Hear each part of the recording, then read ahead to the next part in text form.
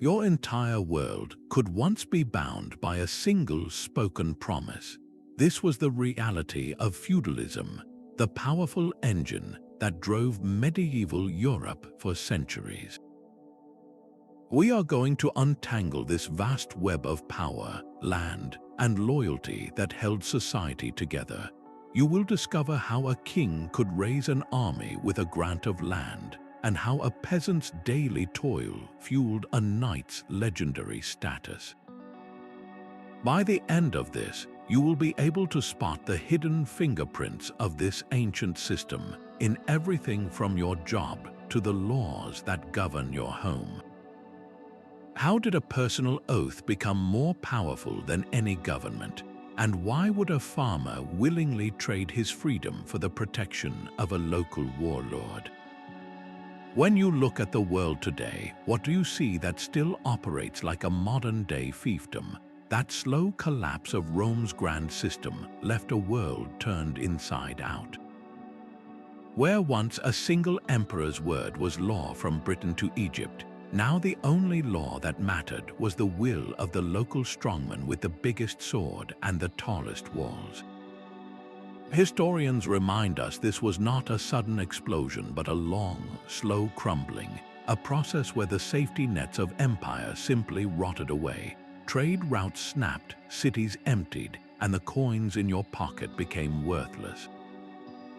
The grand idea of being a Roman citizen protected by distant legions became a dangerous fantasy. Survival was now a local affair. When Viking longships appeared on the horizon or Magyar horsemen thundered across the plains, you could not send a plea to a far-off capital. You ran to the nearest fortified hill, to the local warlord or the surviving Roman official who had the resources to build a stockade and command a band of fighters. In exchange for this protection, you offered the only thing you had left, your freedom. You pledged your labor and your loyalty, trading the abstract rights of a citizen for the very real safety of a lord's domain. This desperate bargain between the powerless and the powerful was the seed from which the entire feudal tree would grow. This devolution of power from a vast, impersonal empire to a local, personal promise set the stage for a new kind of society. And at the very heart of this new order was a single, powerful ritual that transformed a simple agreement into an unbreakable bond. In that great hall, amidst the scent of wood smoke and the weight of history, a single ritual forged the bonds of an age. A man would kneel, placing his hands within those of his standing lord, and speak the words that would define his life. This was the act of homage, a gesture of submission that was also a promise of profound loyalty.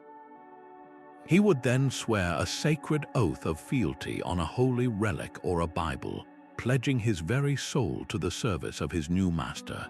This two-part ceremony created a bond that medieval society viewed as unbreakable, as solemn and binding as marriage. A legal text from the time, known as Bracton, declared that the bond of lord and vassal was the bond of law itself. This was not just a contract written on parchment, it was a promise etched into the fabric of society. So what did each side gain from this sacred agreement? The vassal, the man kneeling, swore his loyalty and, most importantly, his military service. He became his lord's fighting man. In return, the lord bestowed upon him a fief. This was almost always a grant of land, a sprawling estate that included not just fields and forests, but also the peasants who lived and worked upon it. This land was the engine of the entire arrangement. It provided the vassal with the food, the income, and the resources he needed to afford his warhorse, his armor, and the time to train for battle. But the lord's duties did not end with the granting of land. He also swore a reciprocal oath to protect his vassal from all enemies and to provide him with fair justice in his court.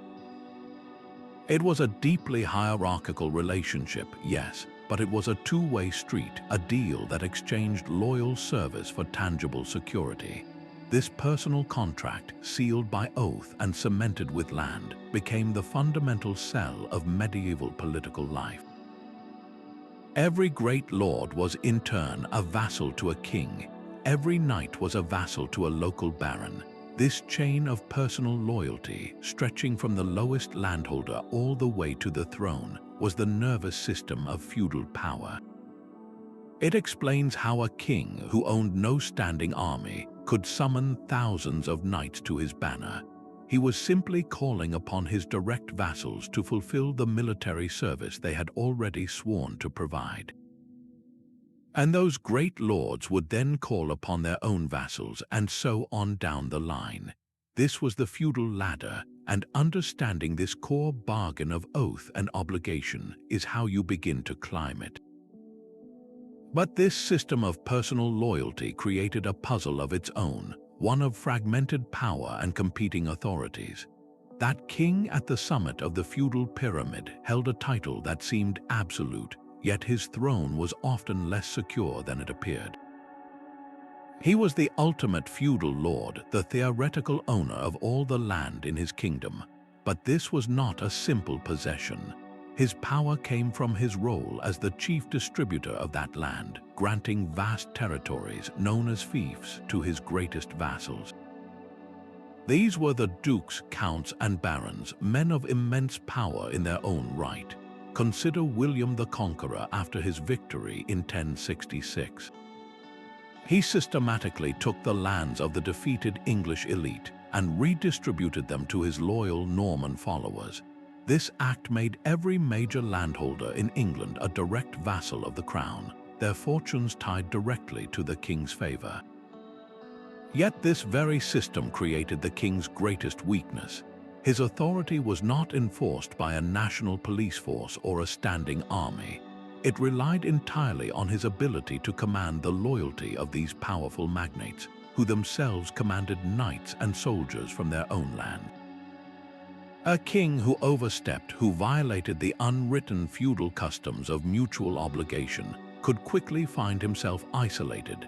The Magna Carta, sealed in 1215, is the most famous testament to this fragile balance. King John, seen as a tyrannical and ineffective ruler, faced a rebellion by his own barons.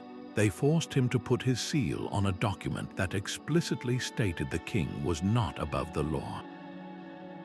It was a stark reminder that a king's power was negotiated, limited by the very agreements he made with his most powerful subjects. His role was a constant political balancing act, to be the ultimate guarantor of order while also being the chief source of wealth and status.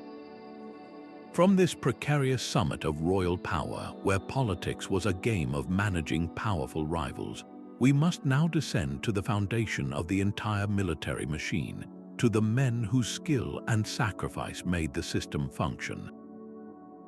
That knight, armored and sworn to serve, was the most visible cog in the feudal machine, but his entire world was built upon a foundation of staggering expense.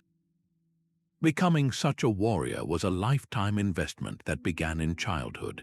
As a young boy, a noble's son was sent away to serve as a page in another lord's household, learning the basics of combat and courtly manners. In his teens, he graduated to the role of a squire, becoming the personal attendant to a knight. He would care for the horses, polish the armor, and finally, learn to wield the weapons himself. This was not a hobby. Mastering the warhorse, a massive animal bred to carry immense weight into the chaos of battle, was a skill in itself. The sword, the shield, and above all, the lance represented a fortune in crafted steel and specialized training. A full suit of plate armor, which appeared later in the Middle Ages, could cost as much as a small farm. This was why the grant of land, the fief, was so essential. The income from the peasants and their labor on that estate was the fuel that powered the entire knightly enterprise. It paid for the warhorse, the armor, the weapons, and the years of dedicated training, freeing the knight to fulfill his primary duty, the 40 days of annual knight service he owed his lord. This period of service was the practical heartbeat of feudal warfare, allowing a lord to summon a professional fighting force for a specific campaign without maintaining a permanent, bankrupting army. The culture surrounding these warriors was immortalized in epic poems like the Song of Roland, which painted a picture of brave knights and good, fighting nobly for their lord and their faith. This was the ideal of chivalry, a code that slowly evolved to curb the worst brutalities of warfare and instill a sense of honor, at least among the aristocratic class. Yet the daily reality for most knights was far from poetic. It was a life of grinding garrison duty in cold, drafty castles, of participating in the local court to administer justice, and of brutal, close-quarters combat where the chivalric code was often the first casualty. The knight was therefore a fusion of three crucial roles: the warrior, the landholder, and the local administrator. He was the enforcer, the man who made the lord's authority a tangible reality in every village. But this entire martial structure, from the gleaming lance tip to the lord's command, rested upon the backs of the overwhelming majority of the population, the people who never raised a sword but whose endless labor made every swing of it possible. A stone castle was far more than a military fortress. It was the beating heart of a lord's power, the central hub of an entire economic world known as the Manor. From its great hall echoed the commands that governed the lives of hundreds. The Manor was the fundamental cell of feudal life, a largely self-sufficient estate where the lord's authority was absolute and personal. This was where the abstract feudal oath became a tangible, daily reality of control. A powerful legal principle of the times stated there could be no land without a lord. Every inch of territory and every person living on it belonged to a lord's jurisdiction. He was the judge, the landlord, and the military commander all in one. To settle disputes between his peasants, to enforce his rights to their labor, and to collect the fines that filled his coffers, the lord presided over his own manorial court. This was not a court of royal law, but a local instrument of the lord's will, regulating everything from the inheritance of a chicken to the use of the common pasture. The entire sprawling operation, from the knights in the garrison to the clerks keeping records and the servants in the kitchen, was funded by one thing: the agricultural surplus wrung from the land. The most productive tracts, known as the Lord's demesne, were worked directly for his benefit by the labor of his peasants. Their toil in these fields grew the grain, raised the livestock, and produced the goods that supported the Lord's entire household, freeing him and his military followers to focus on war and governance. This intricate system of local control, radiating out from the castle walls, was the true engine of feudalism. It was a world of stark contrasts, where the lord's comfortable, cultured existence in the Great Hall was built entirely upon the foundation of a much harder, dirtier reality that began at sunrise in the fields below. While the knight trained for war and the lord dispensed justice, the true power of the manor lay in its fields. This was a world measured not in coins, but in bushels of wheat and days of labor. The entire estate was a meticulously organized machine for production, divided into two distinct parts. The best land, known as the Lord's demesne, was reserved entirely for his benefit. The rest was divided into countless narrow strips, allocated to the peasant families for their own survival. This careful division created a brutal cycle of obligation. A peasant did not simply pay rent. He was required to work 2 or 3 days every single week on the Lord's demesne, planting, weeding, and harvesting the crops that would stock the castle's larders. Beyond this labor tax, he owed a portion of his own meager harvest, perhaps 1 chicken in 10 or a sack of grain from his own strips. This payment in kind, a direct transfer of goods, was the lifeblood of the manorial economy. We have a stunningly detailed snapshot of this entire system in the Domesday Book, a great survey commissioned by William the Conqueror in 1086. It was essentially a massive inventory of England, listing manor by manor the exact number of ploughs, the acres of woodland, and most tellingly, the number of peasants bound to each estate. This document reveals a society where wealth was a tangible thing, counted in heads of cattle and the arms of men available to work. The peasant's life was therefore one of relentless routine, his entire existence dictated by the unforgiving calendar of the seasons. From the spring planting to the autumn harvest, his labor was not his own. It was a resource managed by the Lord, a debt that could never be fully paid. This localized, self-sufficient economy, where money was almost irrelevant, was the hidden foundation upon which the castle walls stood and the knight's armor gleamed. The entire feudal world, for all its talk of honor and chivalry, was fundamentally an elaborate system for managing one precious commodity, human toil. And the people who bore the weight of that system lived a life of profound legal and social constraint, bound to the land in a status that was nearly impossible to escape. That legal bond to the land defined a serf's entire existence from birth to death.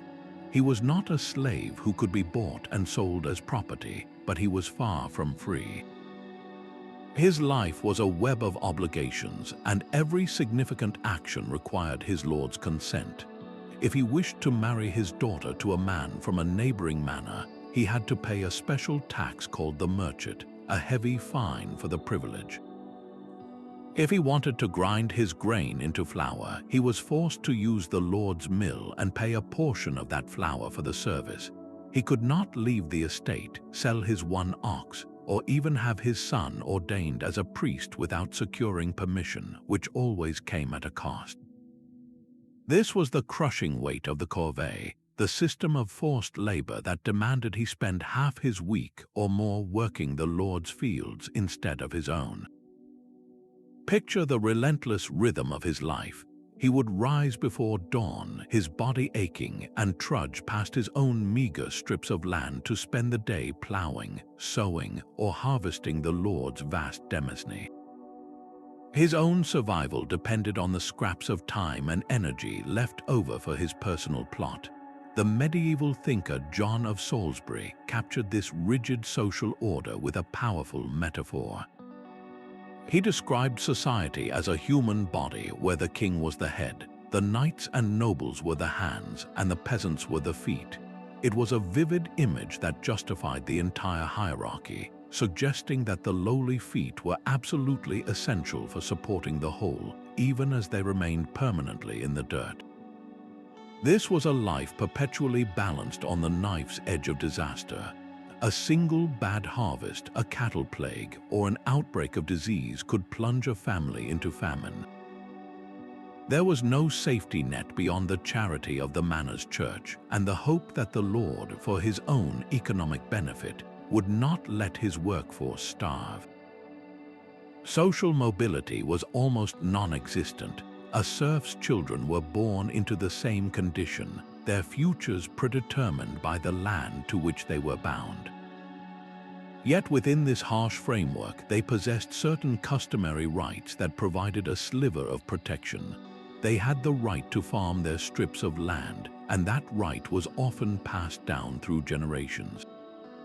They could appeal to the manorial court, which, while controlled by the Lord, typically followed local traditions that prevented the absolute worst abuses. Their labor, though forced, was not arbitrary. It was governed by centuries of precedent. This delicate, brutal balance between utter domination and minimal rights was the engine of the feudal world.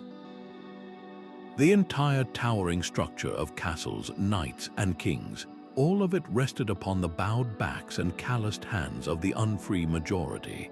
But what happens when the foundation of this immense structure begins to crack and shift?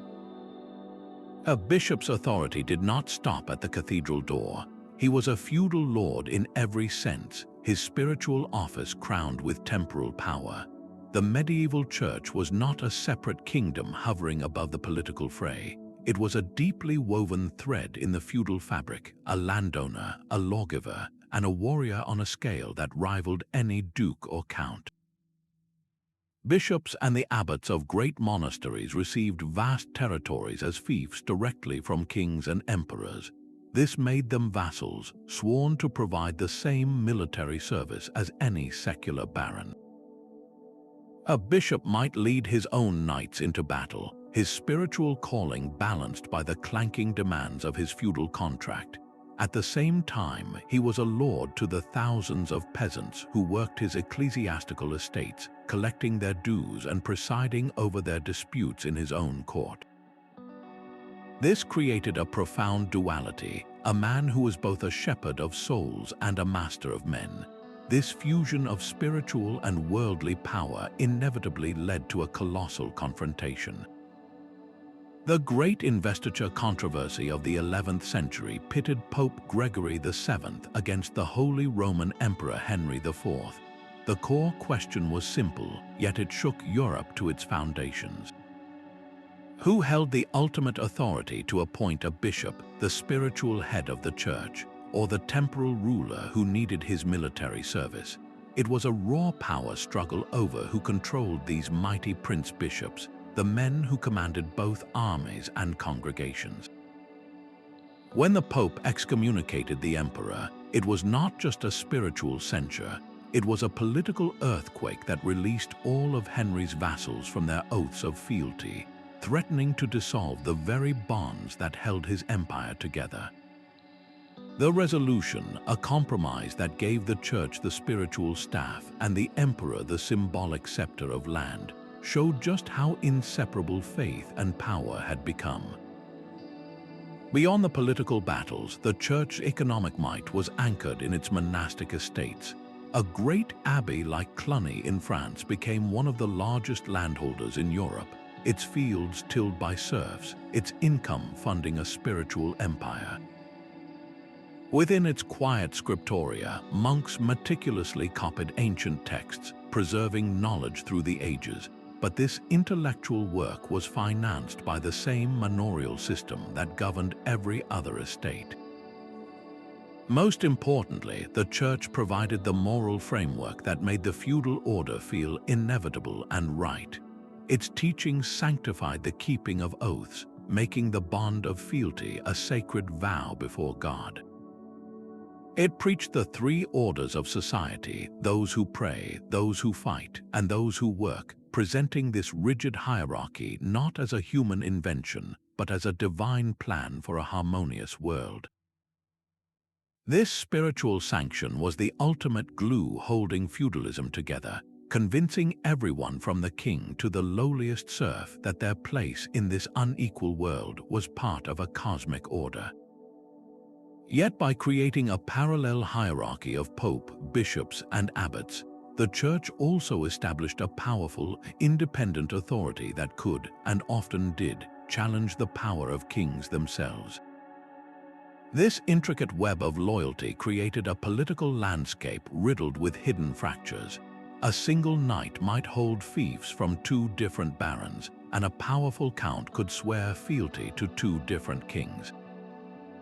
This was multiple vassalage, and it turned the neat feudal pyramid into a tangled and often contradictory network of promises. What happened when those two lords went to war with each other? The vassal faced an impossible choice, forced to break his oath to one lord no matter what he decided. His lands, his honor, and his life were all at stake. To resolve this constant source of conflict, medieval law developed a crucial distinction, the concept of the liege lord. This was the one master to whom a vassal owed his first and final allegiance, the man whose call to arms took precedence over all others. The Assize of Jerusalem, a legal code from the Crusader kingdoms, painstakingly outlined this hierarchy, attempting to bring order to the chaos of competing claims. Yet even this solution was fragile, as personal ambition and shifting alliances could easily snap these carefully ordered bonds. Nowhere was this explosive potential more clear than in the Angevin Empire. The King of England, a mighty monarch in his own right, also held the vast Duchy of Aquitaine and other French territories as a vassal of the King of France. He was therefore required to kneel and pledge fealty to a man who was, in every other respect, his political rival. This absurd situation was a recipe for perpetual conflict, fueling a bitter rivalry that would spiral into the 100 Years' War. Every royal summons was a test of power, every dispute over territory a challenge to this deeply unstable relationship. This was the true nature of feudal politics, a high-stakes game where legal documents were weapons and a sworn oath could be both a shield and a trap. In a world governed by such personal and overlapping commitments, the entire system's stability depended on one thing: a consistent and respected method for resolving these inevitable disputes. A lord's authority was tested not only on the battlefield but in the solemn silence of his own court. This was where the abstract bonds of loyalty and land were forged into the hard reality of daily justice. When two of his vassals argued over a boundary line or the inheritance of a fief, they brought their dispute before him. There were no professional judges or written legal codes that applied to everyone. Instead, the court followed the weight of local custom, the unwritten rules passed down through generations that defined what was fair and right in that specific corner of the world. The lord, advised by his most important knights, would listen and render a judgment that sought to balance the letter of feudal law with the fragile peace of his domain. For the nobility, a dispute could escalate beyond words into a matter of personal honor.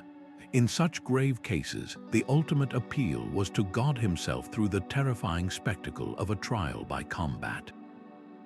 The underlying belief was simple and profound. Divine intervention would guide the hand of the righteous party, ensuring that the man who swore a true oath would be granted victory. This was not mere brutality, it was a sacred duel, a physical manifestation of a spiritual truth. For the peasantry, justice was far more immediate and brutal. Their cases, heard in the same manorial court, dealt with stolen livestock, trespassing, or failing to perform their required labor. Punishments were swift, designed more to maintain order and profit the lord than to pursue abstract ideals of fairness. Fines were common, draining a family's meager resources. Physical punishments like time in the stocks or a public whipping served as a stark warning to the rest of the community. In the most serious cases where facts were impossible to determine, the court might resort to a trial by ordeal. A defendant might be forced to carry a red-hot iron for a set distance. His hand was then bandaged, and if after 3 days the wound was healing cleanly, it was seen as a sign of God's favor and his innocence. The right to hold a court and collect its fines was a deeply valuable privilege, a key part of the property rights a king granted to his loyal lords. This decentralized system made the local noble the absolute arbiter of justice for everyone living on his land. It reinforced his power in a way that was both constant and personal, making the courtroom every bit as important as the castle walls in exercising control. Yet this entire structure of local judgment, from the sacred duel to the manorial fine, rested on a single, unspoken truth. Its authority ultimately flowed from the same military power that allowed the lord to defend his land in the first place. Without the knights in his garrison, his judgments were merely words. This deep connection between law and force reveals the ultimate fragility of the entire feudal order, a fragility that would be exposed by a series of calamities sweeping across the continent. A king's call to war traveled not through a chain of command, but through a chain of personal oaths. This was the feudal levy in action, a military system built entirely on the bonds of loyalty and land. When a king like William the Conqueror prepared to invade England, he did not empty a royal treasury to hire an army. He summoned the great barons who held their lands directly from him, his tenants-in-chief. These powerful men were bound by their sacred oaths to provide a set number of fully equipped knights for a fixed period, typically 40 days. Each baron then issued his own summons to the knights who held fiefs from him, and so the call echoed down the feudal ladder. The result was a formidable host, as vividly chronicled in the Bayeux Tapestry, where we see knights and their followers mustering, building ships, and crossing the Channel under Duke William's banner. Each man arrived with his own warhorse, armor, and weapons, all paid for by the income from his estate. This was an army raised on credit, funded by the labor of peasants across the kingdom. Yet this system contained a critical flaw. The 40-day limit was a severe constraint. It was enough time to crush a local rebellion or fight a single, decisive battle, but it was utterly insufficient for a long siege or a campaign deep into foreign territory. Just as the harvest could not wait, neither could a knight's duty to return and manage his own manor. A king who overstayed his welcome would soon find his army melting away as vassals returned home to attend to their own affairs and protect their own interests.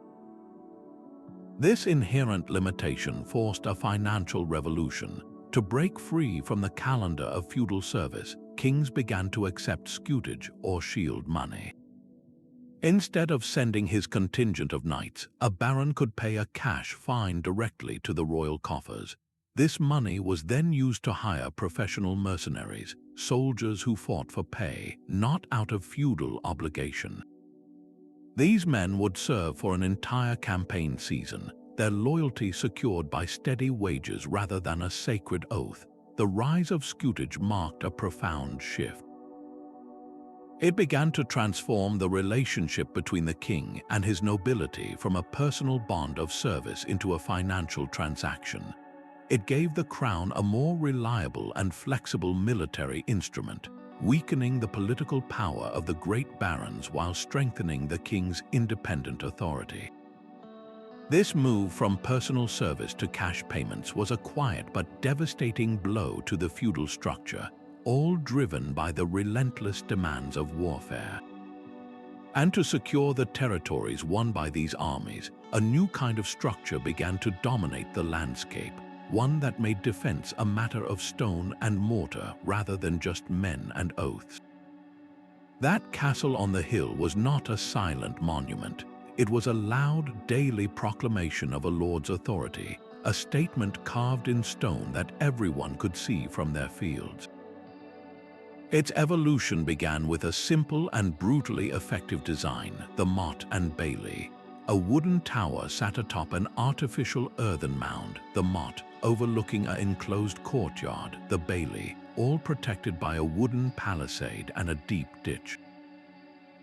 These could be thrown up in a matter of weeks, allowing a conqueror like William I to secure his grip on England with stunning speed, but wood burns. So across the 11th and 12th centuries, these temporary forts transformed into the stone castles that dominate our imagination. The central keep became a towering last resort, its thick walls a final bastion of defense. Curtain walls studded with projecting towers allowed defenders to fire along their length, turning every approach into a killing ground. The gatehouse, once a simple opening, became the most heavily fortified part of the castle, a complex death trap of multiple portcullises, murder holes, and twisting passages designed to funnel attackers into a crossfire. A masterpiece of this defensive obsession was Château Gaillard in France, built by Richard the Lionheart. Its revolutionary concentric walls and clever geometrical shapes made it a legend in its own time, a testament to the immense resources a king would pour into securing a strategic border. But a castle was far more than a military machine. It was a residence, the bustling heart of the lord's entire household. The great hall was its centerpiece, where the lord dined with his knights, administered justice, and received important guests. The surrounding buildings housed his family, his servants, his clerks, and his soldiers, a small town operating within the safety of the walls, and it was an administrative center, the place where the manor's records were kept, where rents were paid in grain, and where the Lord Steward managed the vast economic engine of the estate. Its very presence reshaped the landscape. A castle controlled river crossings and mountain passes, its garrison able to tax merchant caravans or block an enemy's advance. For the local peasants, it was a double-edged sword. It represented the oppressive weight of the Lord's justice and his demands for labor, but its walls also offered a desperate refuge when invaders swept through the countryside. This triple role as fortress, home, and seat of government made the castle the ultimate tool of feudal domination, the fixed point around which all local power revolved. But how do you actually attack such a formidable symbol of control? The art of the siege was a slow, grinding, and brutally inventive science. A successful siege was a slow and deliberate form of suffocation. An attacking army would first encircle the castle, cutting off all supply lines and communication. Their primary weapon was not the sword, but time itself. They aimed to wait for months or even years until the defenders ran out of food and water or lost the will to resist. This grueling process tested the loyalty of the garrison, whose oaths of fealty were strained by hunger and disease, just as it drained the resources of the attacker, who had to maintain a vast camp in the field. If patience was not enough, the besiegers turned to persuasion by force. They might construct a siege tower, a rolling wooden fortress that allowed soldiers to storm the battlements. Others would operate a battering ram, a massive tree trunk capped with iron, swung rhythmically against the castle gatehouse under a protective shed. The most psychologically terrifying weapon was the trebuchet, a colossal counterweight catapult capable of hurling massive stones to punch holes in masonry. These engines could also lob the carcasses of dead animals over the walls, a primitive form of biological warfare designed to spread sickness and despair within the crowded confines of the castle. The chronicler Jean Froissart documented such sieges with meticulous detail, showing how the fate of an entire region could hang on whether one fortress's granaries or its defenders' nerves gave out first. When a castle finally fell, the consequences were immediate and profound. The victorious lord would often strip the defeated defender of his lands and titles, redistributing them to his own loyal followers in a dramatic instant. This act of reward and punishment was the ultimate demonstration of feudal power, reshaping the local map of loyalties overnight. Yet even in this brutal business, the emerging Code of Chivalry tried to impose a thin veneer of honor. A garrison that surrendered after an honorable defense might be granted the right to march out with their lives and weapons, while a castle that was taken by storm could expect no such mercy. This was the grim reality behind the stone walls and noble oaths, a world where power was ultimately won not just by the strength of a knight's arm, but by the depth of his lord's storehouses and the relentless patience of his besieging army. The glittering ideal of chivalry promised to turn a hired sword into a holy knight. This code of conduct, celebrated in epic poems and romances of King Arthur's court, laid out a set of virtues every noble warrior was meant to embody. Courage in battle, unwavering loyalty to one's lord, courtesy to fellow nobles, and a sacred duty to protect the weak and the innocent were its pillars. It was a powerful attempt to civilize the warrior class, to impose a moral framework on a life dedicated to violence. In the stories, knights like Lancelot and Gawain were paragons of justice, embarking on quests that blended martial prowess with deep piety. This was the beautiful fiction, the polished armor that gleamed in the castle's great hall. But on the muddy ground of a battlefield or in the political scheming of a royal court, that armor was often tarnished. The reality was that chivalry served as a thin veneer over a world still defined by brutal violence, raw political ambition, and relentless economic exploitation. The celebrated tournaments, designed to channel martial aggression into ritualized combat, were perfect examples of this contradiction. Though framed as glorious pageants, these events were often little more than organized, chaotic brawls with blunted weapons that could still easily crush bones and cause fatal internal injuries. Knights competed for ransom and renown, their chivalric courtesy frequently forgotten in the desperate scramble for profit and prestige. More tellingly, the code's protections were highly selective. The rules of honorable combat and mercy were generally reserved for interactions between fellow nobles. When it came to warfare against common peasants, who made up the vast majority of any army's foot soldiers, or against religious enemies during the Crusades, the fighting could descend into utter savagery. The massacre of a town that had resisted a siege, or the brutal treatment of serfs by their own lords, stood in stark opposition to the lofty ideal of protecting the weak. So why did this inconsistent code persist? Its true importance lay in its aspirational power.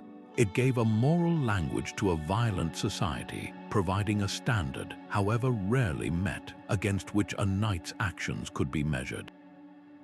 It created a crucial tension between noble ideals and the harsh demands of feudal life, a constant reminder that power should, in theory, be tempered by honor.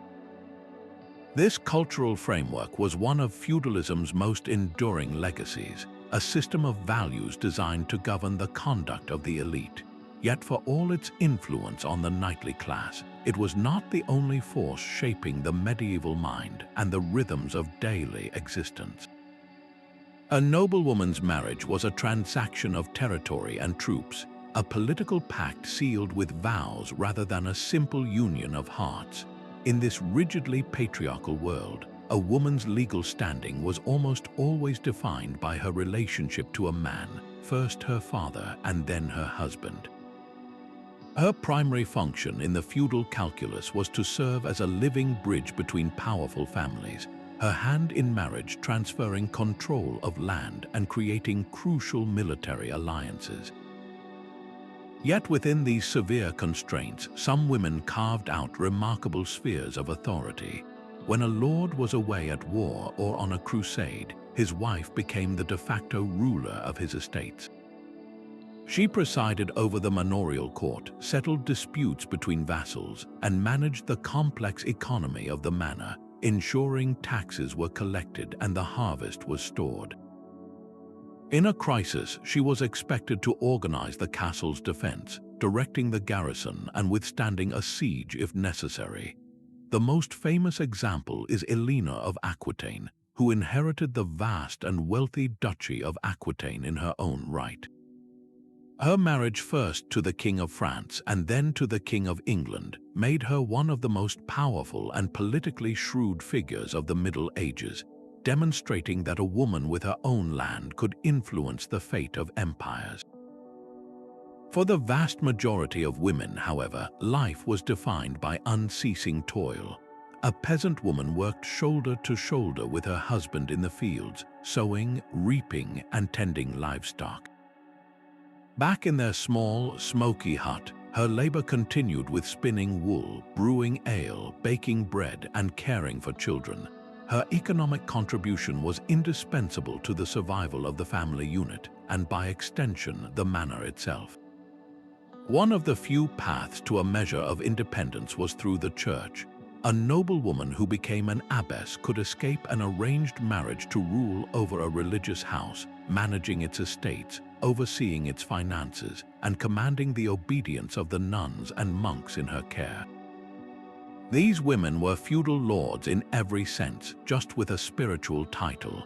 So while the feudal system was built on a legal framework that subordinated women, their labor, their strategic marriages, and their administrative skill were the invisible mortar that held the entire structure together. Their story is one of navigating profound limitations to exercise power in the spaces that custom and circumstance allowed.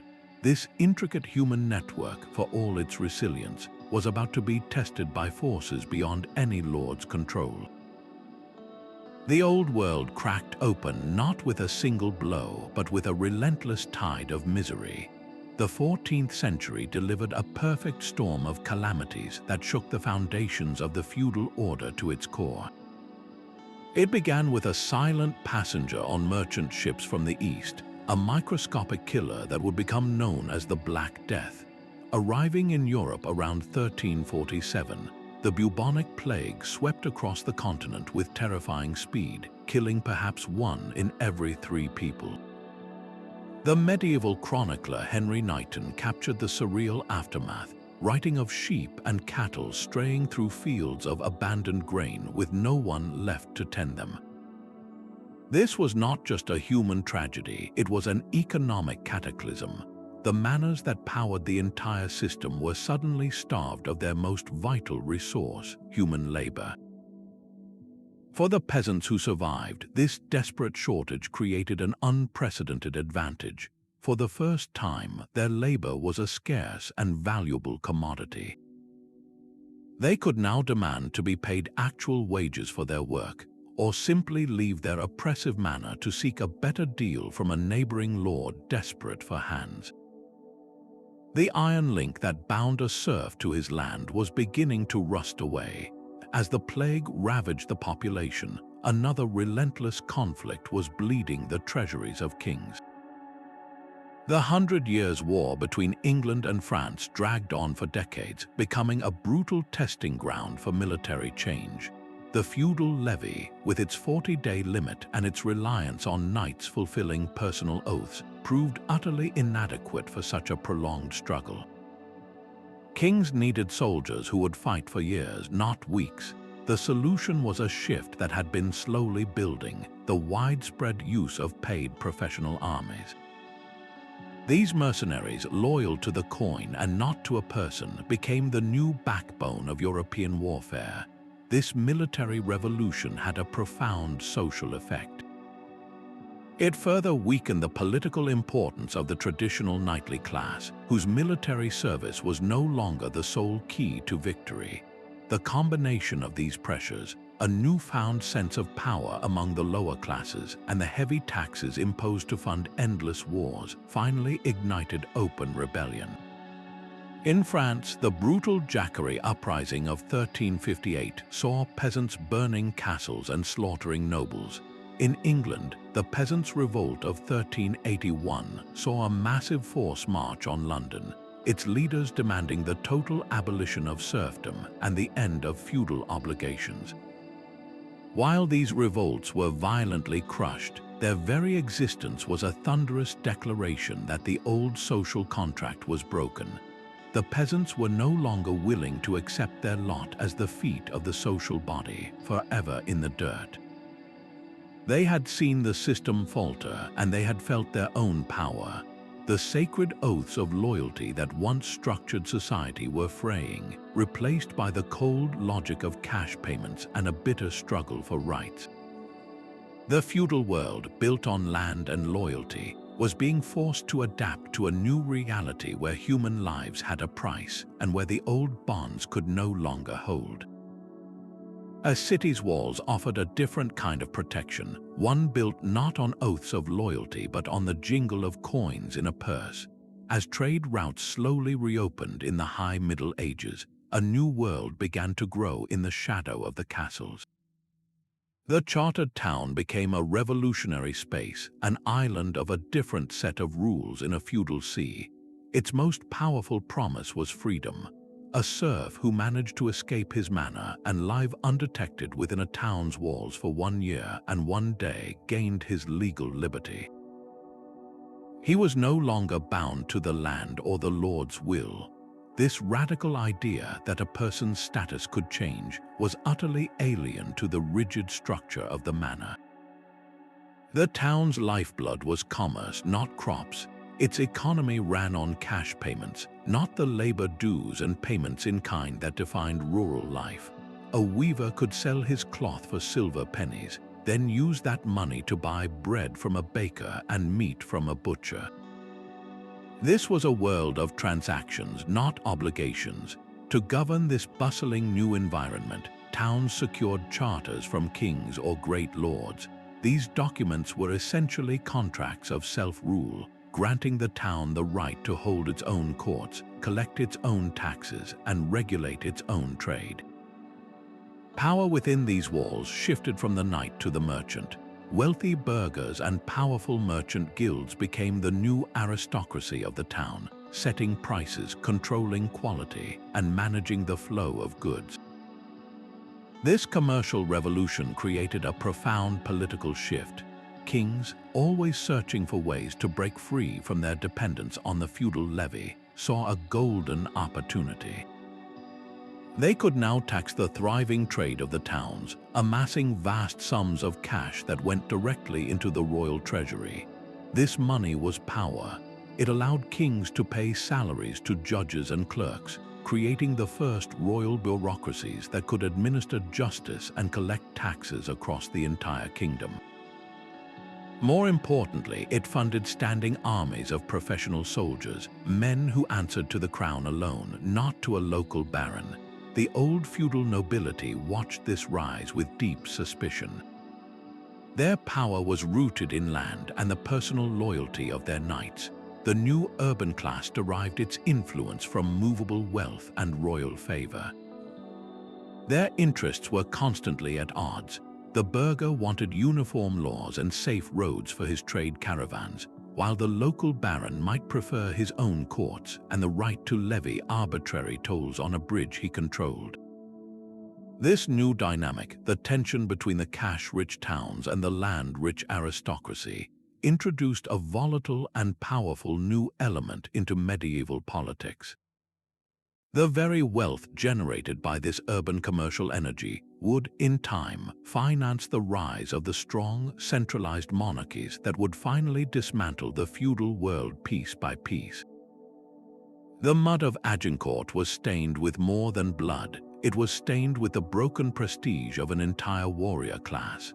In 1415, a soaked and exhausted English army, heavily outnumbered by the flower of French chivalry, unleashed a storm of arrows that changed warfare forever.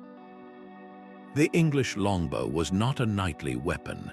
It was the tool of a common yeoman, a man who trained with it from boyhood as required by law. His yard-long arrows, fired with terrifying speed and force, could punch through the finest plate armor at a shocking distance.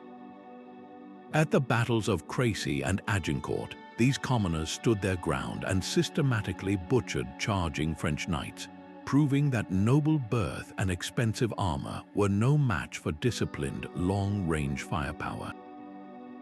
The psychological impact was as devastating as the physical. If a humble archer could bring down a lord who had spent a lifetime training for war, then what was the true value of that noble status?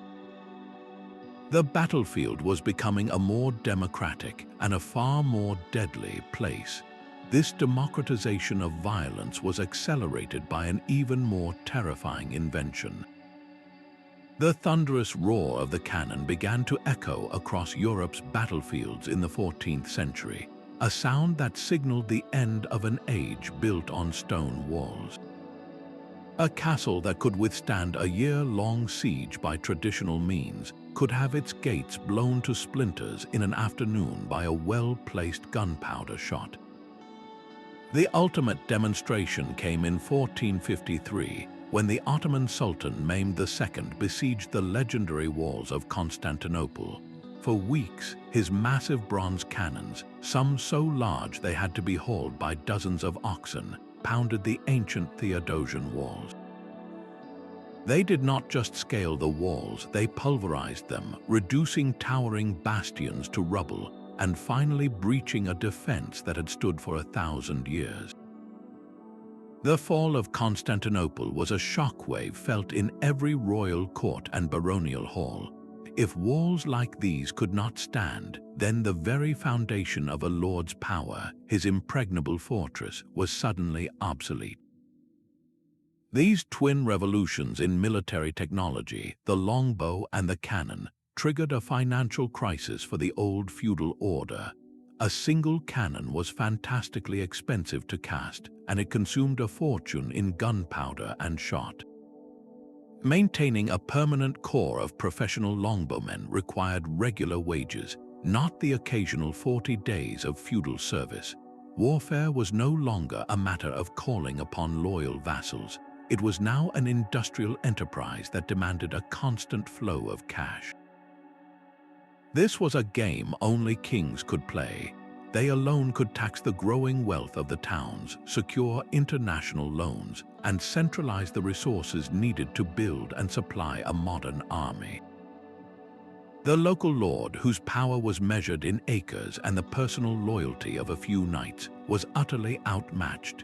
He could not afford his own arsenal, and his castle was no longer a safe haven. The knight on his warhorse, the symbolic heart of the entire feudal world, was being pushed to the sidelines, his military purpose made redundant by gunpowder and the paid professional soldier.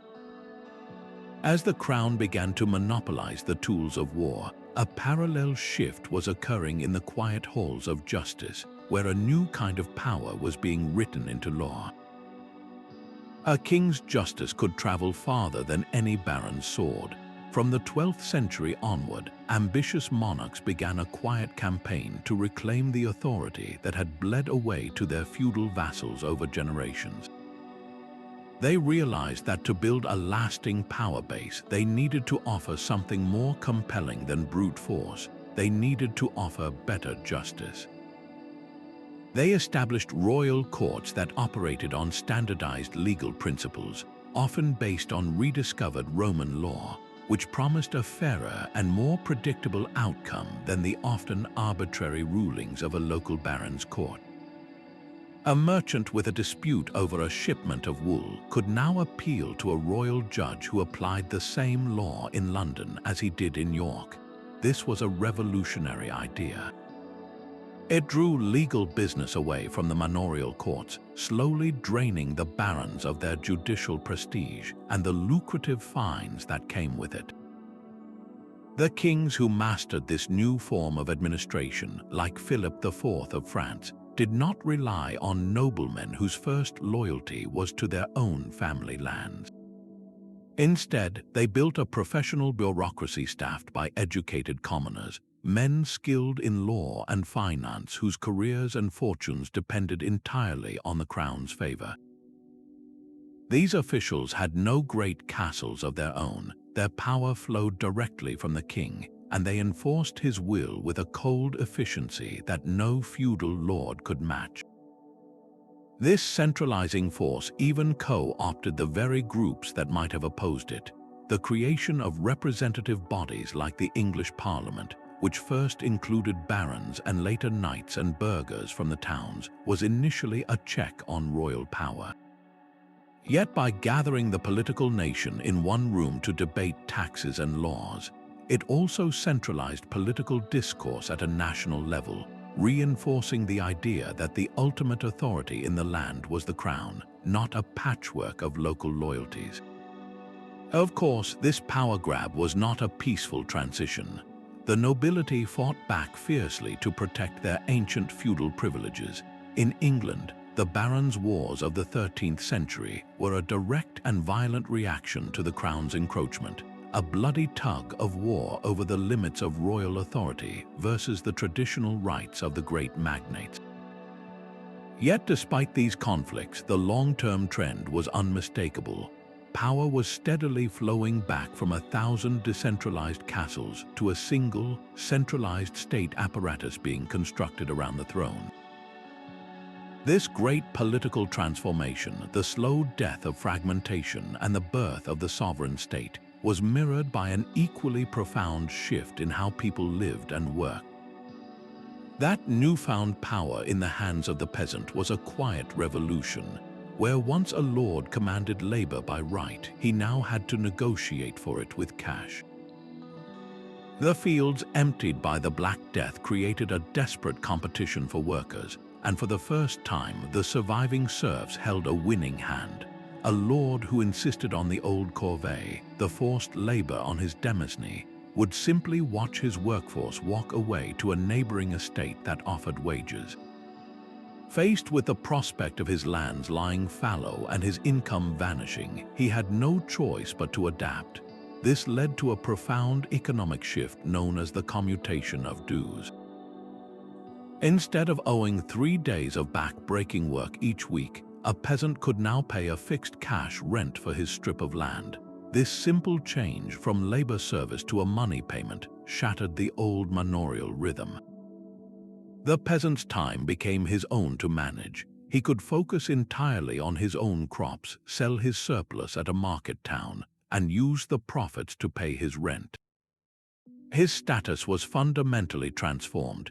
In England, the once ubiquitous serf or villein was increasingly replaced by the legally free yeoman farmer or the copyholder.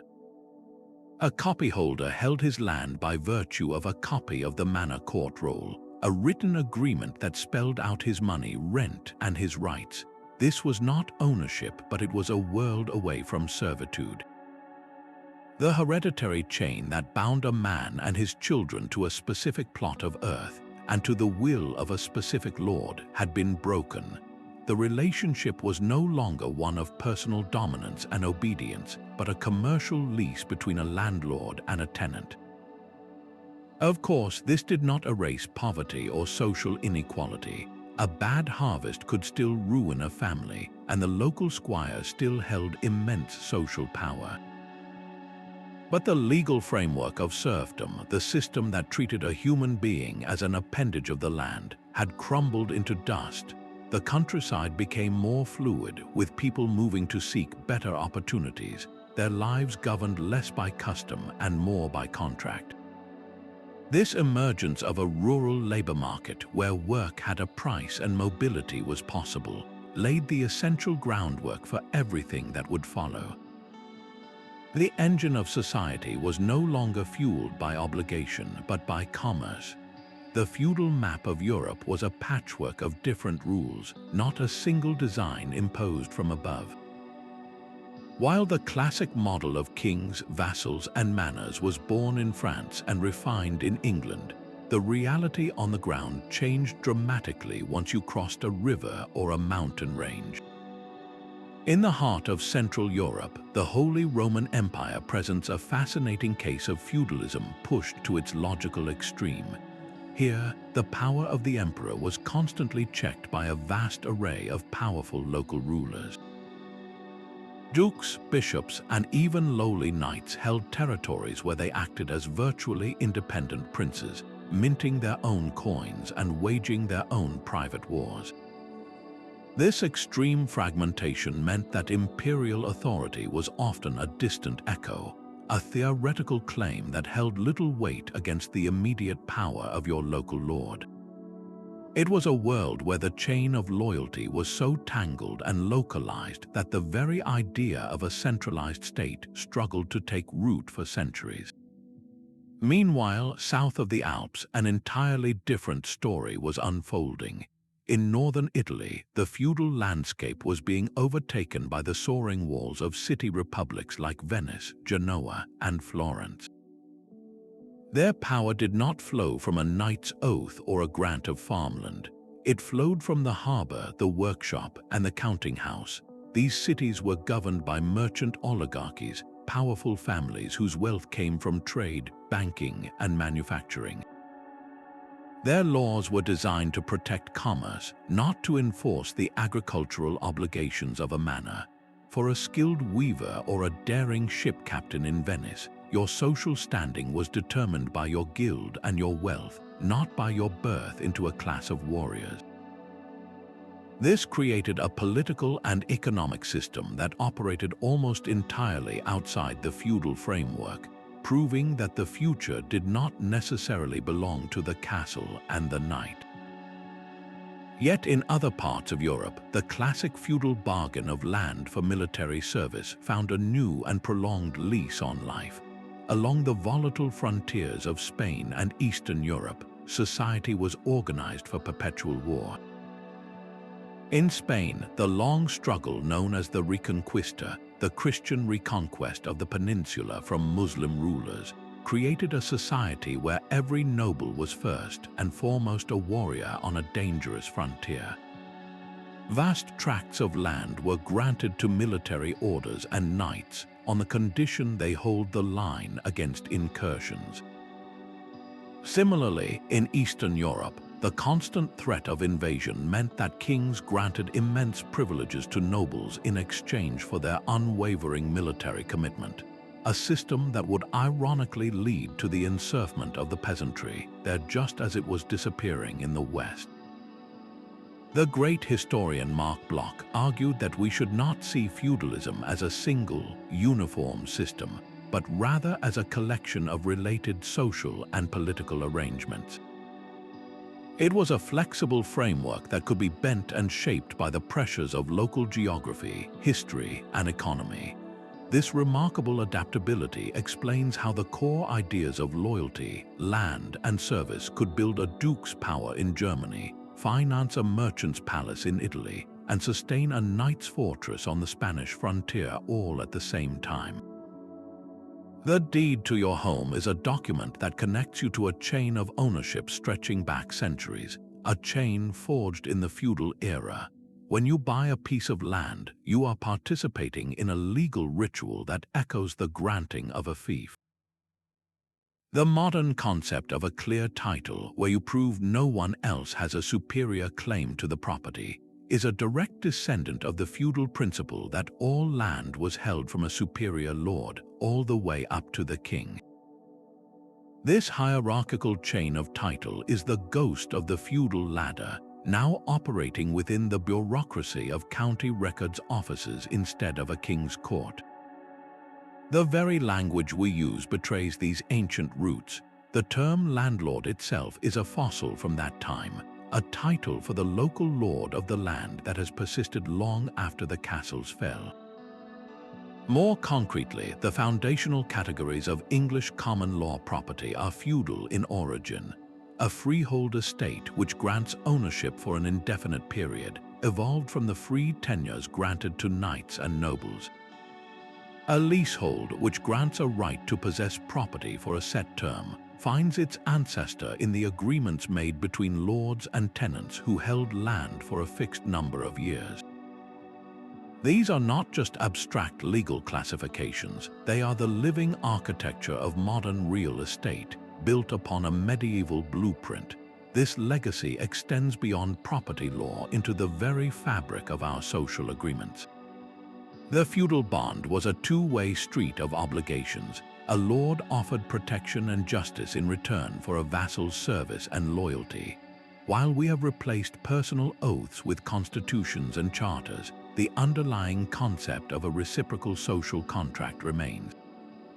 The modern idea of citizenship carries with it duties like paying taxes and obeying laws in exchange for rights and protections from the state. We have dismantled the rigid hierarchy of lords and serfs, but we are still negotiating the same fundamental question. What do we owe to the society that protects us, and what does it owe in return?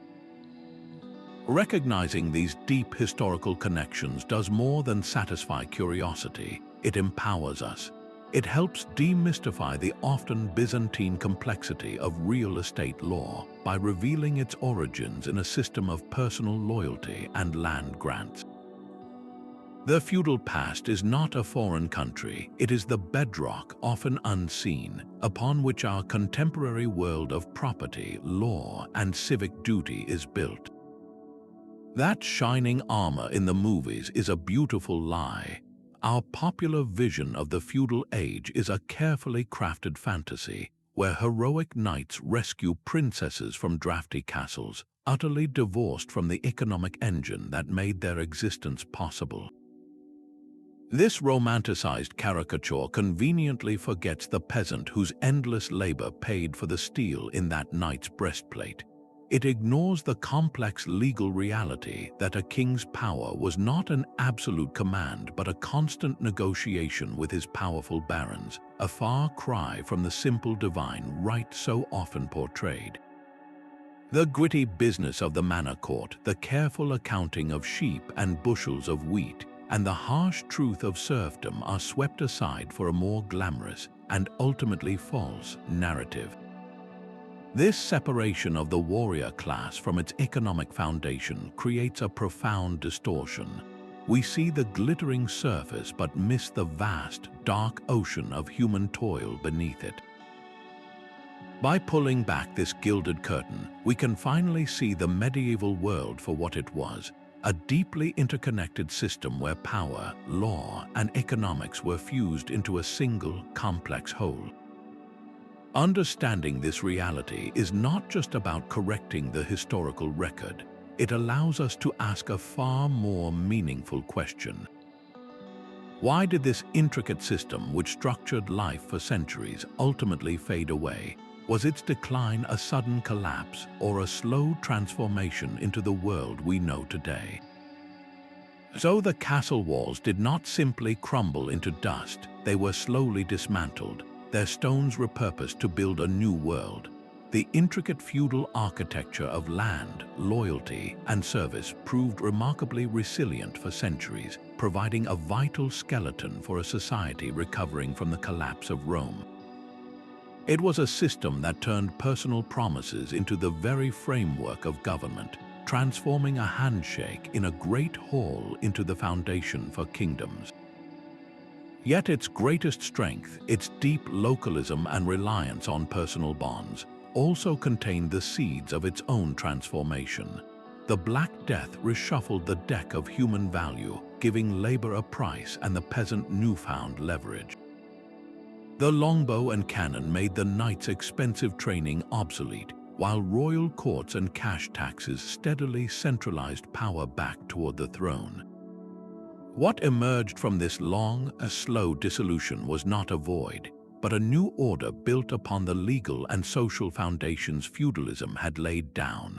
Our modern concepts of property, law, citizenship, and even the social contract itself are direct heirs to this medieval past. The feudal world may have vanished, but its echoes are everywhere. They are in the deed to your home, in the obligations you have to your community, and in the very structure of the state that governs you. The story of feudalism is ultimately a story about how societies build order, how they distribute power, and how the solutions of one age become the foundations for the next. And that is a story that is still being written, with every law passed and every promise kept.